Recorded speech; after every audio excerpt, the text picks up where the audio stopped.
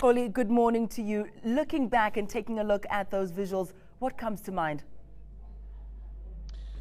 Well, I think, Ayanda, it's still a shock for me to listen back to what happened that day and just to really look back at what really happened that day. You know, Deborah, at some point during that crossing, had to stop me and say, Xoli, I need to tell you that it looks like people have been injured. At that time, I had no idea that police had actually used live ammunition all along. I had been under the impression that they were using rubber bullets, as with all other protests, to try and disperse the miners. But when Deborah started talking like that, I then had to move in. I was forced to move in and actually look closer. And that's when I started seeing people lying all over the place, many of them motionless, and you could see some that were clearly injured and struggling. And that's when I myself encountered death for the first time. Looking at the immediate aftermath, when you are in that situation and you're looking down and there are these miners who have been shot and killed on the ground, tell us about the next minute. You know, what prevailed in the atmosphere? Was it utter shock and disbelief? Was it panic? Was it tense? What was it like?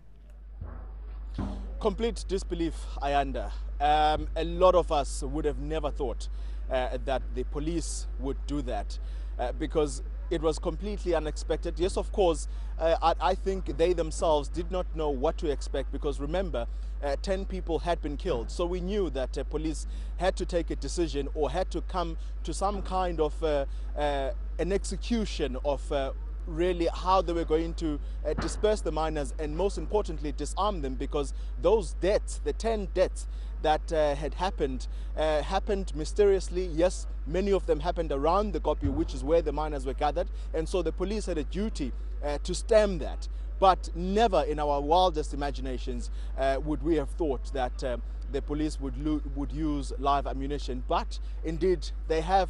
Well, they did do that, and I think talking to some of the miners, looking back on that day in the last couple of days that we've been here now in Marikana, many of them are still in shock to this day, saying that they can never believe that an ANC government of their choice that they continue to vote yearly could open live ammunition like that and murder its own people in that fashion. And I think that was the day when we saw emotions running high. We saw grown men in tears weeping, the likes of AMCU, President Joseph Mathunjwa, and many other people, and rightfully, justly so. Xoli, you've since kept in touch with several of those miners. You've spoken to them this past few days. What have they had to say about how they're feeling emotionally looking back then? I know many of them have probably not even had any debrief.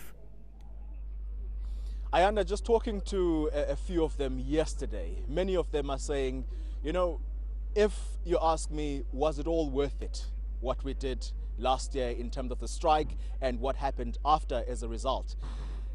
They're saying that all that they can show, all that they have to show for that day are just the scars on their bodies. Many of them were shot on the knees, upper bodies, and so they're saying that all that they remain with is the scars, but their material conditions have not changed.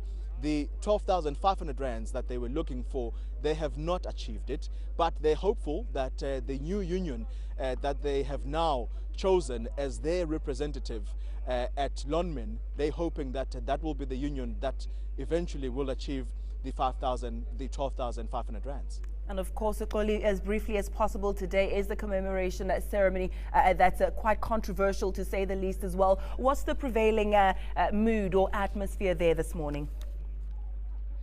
Ayanda, I can tell you that the expectation is that the mood is supposed to be, well, is expected to be a somber one in reflection of the loss of life that has happened here. But of course, there is this lingering question in the mind about whether or not today will be dignified and respectful, given what we saw during a government organized, or what was supposed to have been a memorial service organized by government last year after the massacre, which completely turned into a political rally. So it is hoped that this event here today will not descend into that. Xoli, let's leave it there for now. Xoli Mngambi, our reporter live in Marikana, he was there on that day and he'll continue to bring you coverage throughout the day.